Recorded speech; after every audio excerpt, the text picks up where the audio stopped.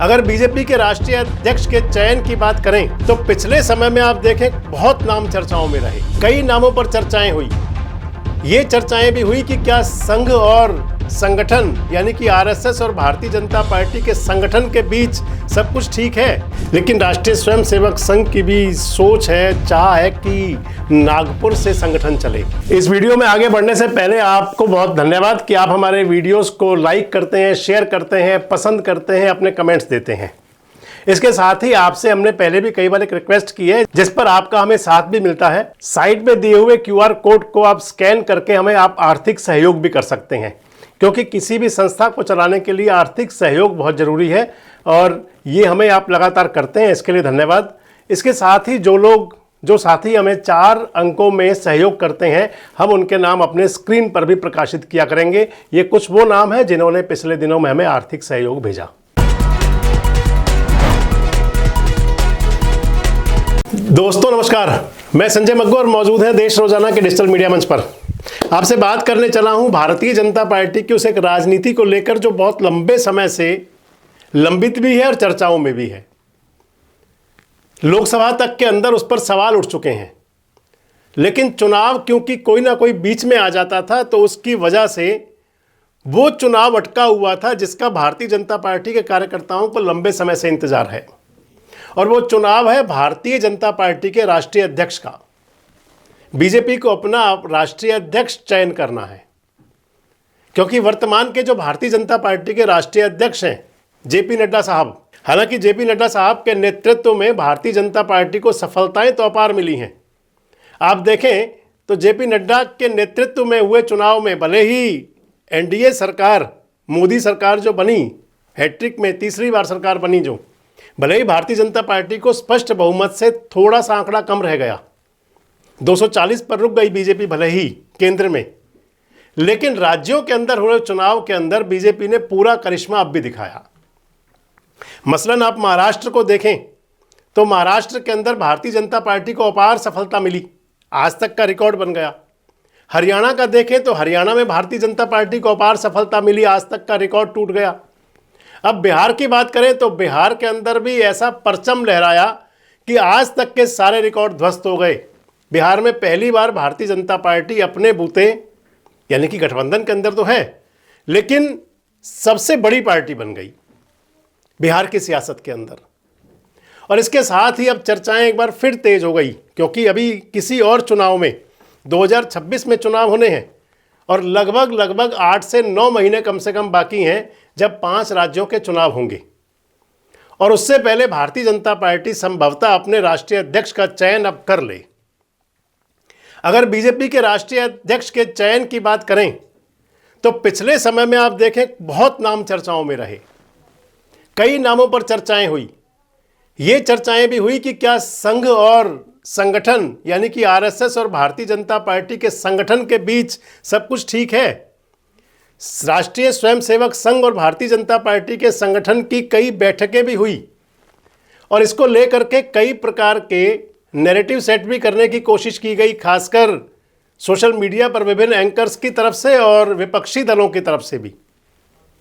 लेकिन रिजल्ट के नाम पर अगर देखें तो केवल अभी मंथन चल रहा था भारतीय जनता पार्टी के अंदर कि कौन राष्ट्रीय अध्यक्ष हों।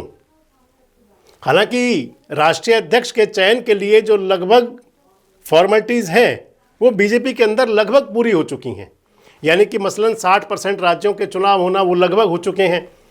बीजेपी का मेंबरशिप अभियान जो था वो सफलता के साथ पूरा हो चुका है और इसके बाद से ही ये इंतज़ार था। और संभवतः बिहार चुनाव को लेकर के ही बीजेपी ने अभी शायद ये फैसला किया हो, उनका जो आंतरिक बैठकें संगठन की होती रही हों, कि बिहार चुनाव के बाद निर्णय किया जाए। और अब क्योंकि बिहार के विधानसभा चुनाव के अंदर बीजेपी के नेतृत्व वाला एनडीए अब की बार अपार सफलता के साथ सामने आया है, तो अब संभवतः इसी साल के अंदर यानी कि 2025 में अगला एक्सटेंशन ना मिले शायद नड्डा जी को और भारतीय जनता पार्टी के राष्ट्रीय अध्यक्ष का चयन हो जाए। अब चर्चाएं उन नामों पर एक बार फिर शुरू हो जाएंगी जिनके नाम पहले भी सुर्खियों में रहे और कोई उनमें नए नाम भी जुड़ सकते हैं। अगर आप पुराने नामों की चर्चा करें जो नाम सुर्खियों में रहे तो उनके अंदर लगभग आधा दर्जन से ज़्यादा नाम थे जिन पर चर्चा हुई। जिन नामों पर चर्चा हुई उनके अंदर हरियाणा के पूर्व मुख्यमंत्री मनोहर लाल खट्टर का नाम भी रहा कि वो बीजेपी के राष्ट्रीय अध्यक्ष पर हो सकते हैं। शिवराज चौहान का नाम भी चला, वसुंधरा राजे सिंधिया का नाम भी लिया गया कहीं दबी जुबान में। बात ये भी चली कि क्या राष्ट्रीय अध्यक्ष का पद अब की बार साउथ के किसी नेता को दिया जाए। बीजेपी के राष्ट्रीय अध्यक्ष पद के लिए धर्मेंद्र प्रधान का भी नाम चला और भूपेंद्र यादव का नाम भी हुआ। आज भी देखें तो वो सभी नाम एक बार फिर चर्चा में होंगे।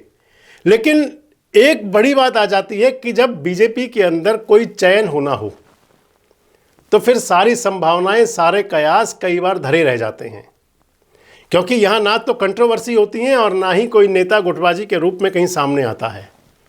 कहने को तो लोकतांत्रिक तरीके से सारा चुनाव होता है, लेकिन सब कुछ तय होता है और जिस नाम पर एक बार मोहर लग जाती है वो नाम फिर बड़े चेहरे के रूप में सामने आ जाता है, चाहे चुनाव के कैंडिडेट्स की बात रही हो और चाहे पिछले समय में भारतीय जनता पार्टी के राष्ट्रीय अध्यक्ष या प्रदेश अध्यक्ष किसी चयन की बात रही हो।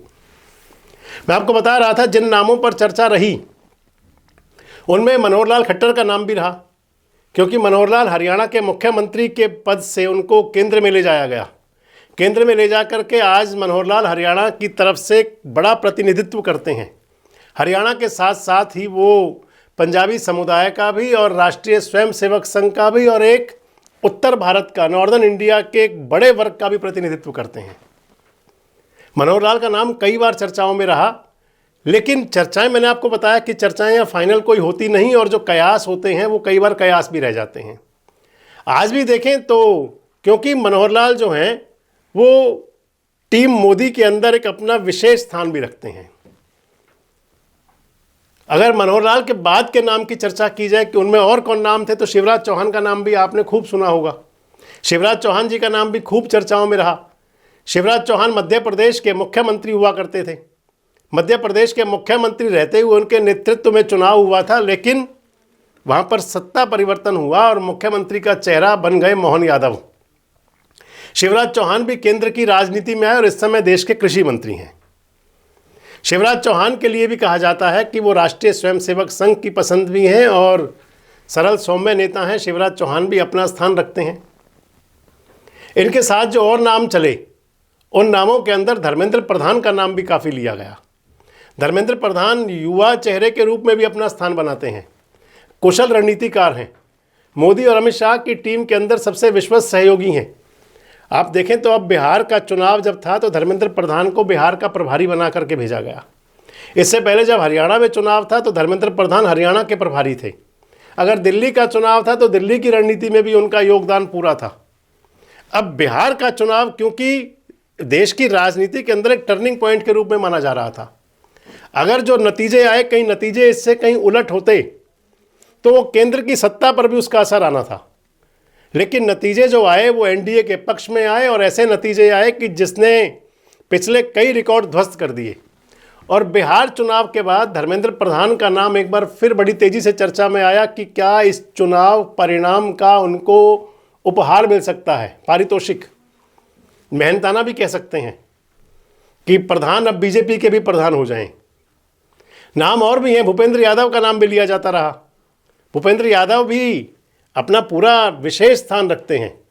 पहली बार लोकसभा का चुनाव लड़के जीते थे, इससे पहले राज्यसभा के मेंबर हुआ करते थे। आरएसएस से उनकी एंट्री भारतीय जनता पार्टी के संगठन में हुई। कैडर के अंदर उनका भी पूरा स्थान है और इस समय पश्चिम बंगाल में आजकल भूपेंद्र यादव लगे हुए हैं। साउथ का मैंने आपसे कहा था कि क्या दक्षिण भारत से अब की बार बीजेपी सोच सकती है, तो लगभग उन संभावनाओं पर आज भी वही क्वेश्चन मार्क है जो पहले थे। दक्षिण भारत के राज्यों के अंदर भारतीय जनता पार्टी ने जब जब प्रयोग किया वो प्रयोग कभी सफल नहीं हुए। उन प्रयोग पर जब जब भी बीजेपी का राष्ट्रीय नेतृत्व, राष्ट्रीय अध्यक्ष साउथ से आए तो उसका बीजेपी को कोई विशेष फायदा नहीं हुआ। उस हालात में अब भी, क्योंकि संगठन मंत्री आज भी बीजेपी के अंदर जो हैं वो साउथ से आते हैं और संगठन महामंत्री राष्ट्रीय अध्यक्ष के बाद एक बड़ा पद होता है। इस लिहाज से क्या संगठन मंत्री का पद ही वापस एक बार फिर से साउथ के स्टेटों को रहे। दो नाम और बहुत चर्चाओं में रहे, वो दोनों नाम आते हैं महाराष्ट्र से। एक तो महाराष्ट्र के जो आज के मुख्यमंत्री, महाराष्ट्र के मुख्यमंत्री का नाम भी काफ़ी चर्चाओं में रहा कि उनको भी युवा चेहरे के तौर पर बीजेपी का राष्ट्रीय नेतृत्व दिया जा सकता है। तो महाराष्ट्र के मुख्यमंत्री देवेंद्र फडणवीस का नाम भी भाजपा के राष्ट्रीय अध्यक्ष पद पर बहुत चर्चाओं में रहा। हालांकि इस समय उनके पास महाराष्ट्र की भाजपा की कमान है, लेकिन राष्ट्रीय स्वयंसेवक संघ की भी सोच है, चाह है कि नागपुर से संगठन चले। उस लिहाज से आज भी देवेंद्र फडणवीस का नाम पूरी गंभीरता से लिया जाएगा। एक और नाम है महाराष्ट्र के ही सियासतदान विनोद तावड़े। भारतीय जनता पार्टी के बड़े नेता हैं, संगठन के अंदर पूरी पकड़ है, मोदी शाह की टीम के अंदर वो भी शामिल रहते हैं। विनोद तावड़े का नाम भी राष्ट्रीय अध्यक्ष पद पर लगातार कई बार चर्चाओं में, सुर्खियों में चलता रहा।